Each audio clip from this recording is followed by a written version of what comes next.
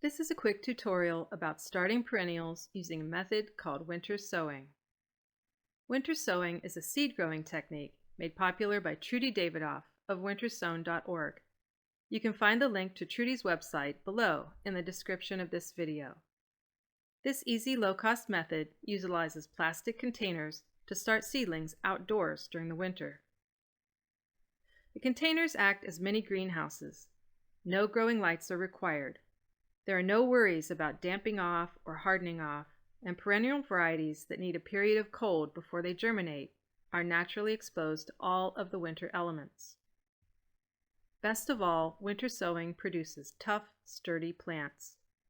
There are many variations to the basic technique.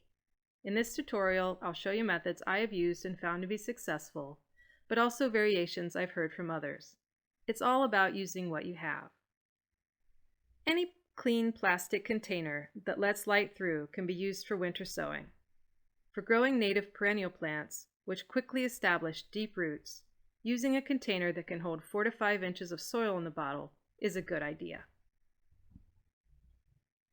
If you can see your hand through the plastic, the container will let enough light through.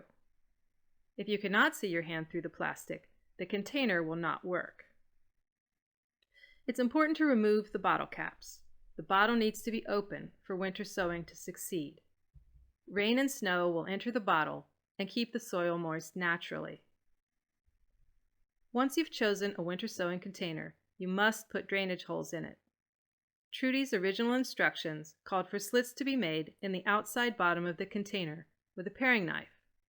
This knife is plunged in and then twisted slightly to make open drainage slots. This method is easy and it works very well. Many other methods are now popular for putting in the holes. Last year, I made holes using a cheap awl heated in the flame of a candle to easily punch in my drainage holes. When using any tools, all possible safety precautions should be taken to avoid injury. When younger or inexperienced people are participating, I recommend that the hole making be accomplished or very closely supervised by an experienced, responsible adult. Enough holes need to be made so that the container drains well. Ventilation holes are also added to the top of the container to encourage airflow and accommodate transpiration. Though some winter sowers do not add these ventilation holes, they do help prevent overheating on unseasonably hot spring days.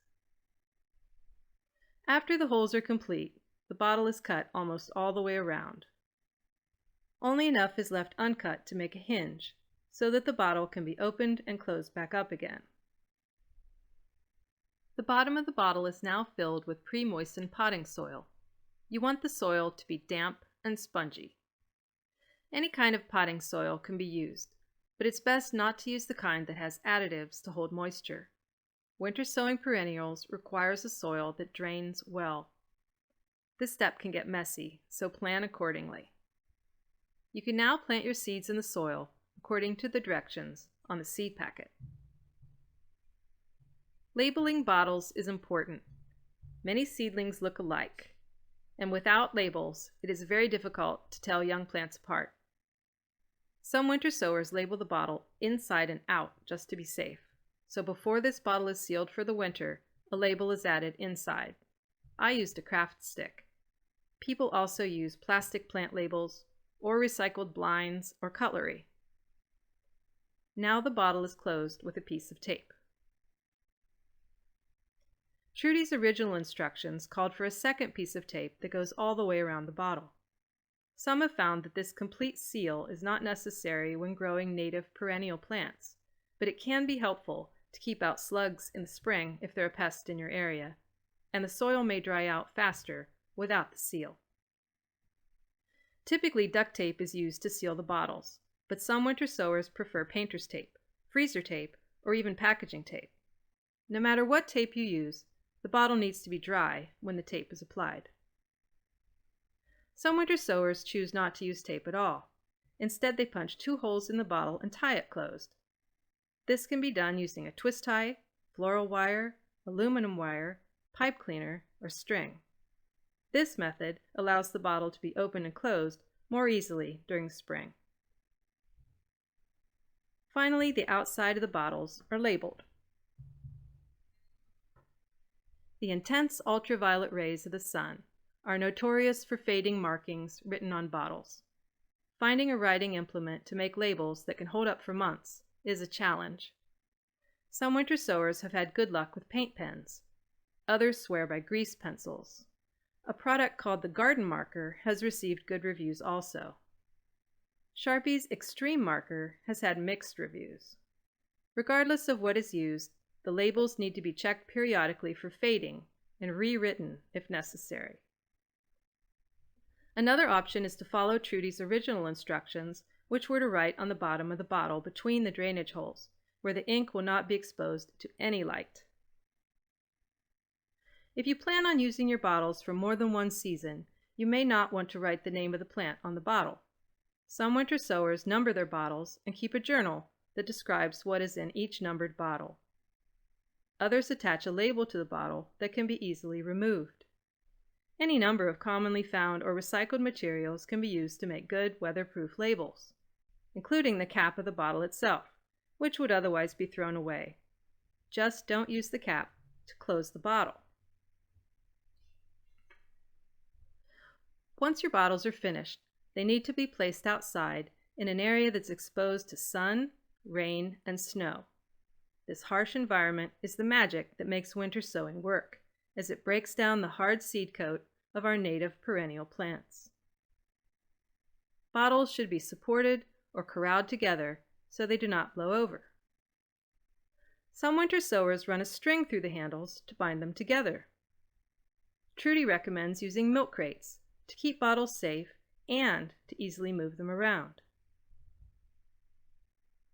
Bottles will need very little care during the winter months, but they need to be checked regularly to make sure they've not dried out. There are two simple checks for this. The first is to lift the bottle. If it feels light, it's too dry. The second is to look for condensation on the bottle. If there's no condensation, the bottle needs to be watered. Water can be added gently through the top holes.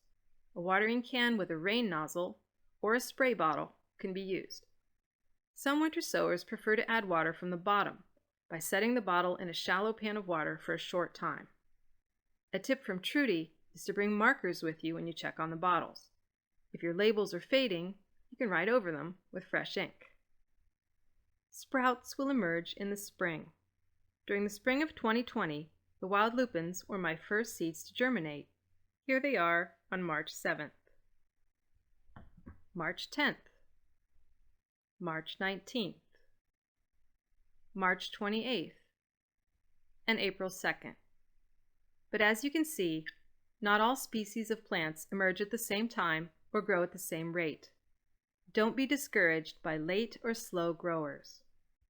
As the weather warms, the bottles should be opened during warm sunny days to avoid overheating, and closed back up during cold nights. Plants will need watered more often as the temperature goes up and the soil in the bottles dries more quickly. Notice the lack of condensation on the bottles in this picture. These bottles need watered.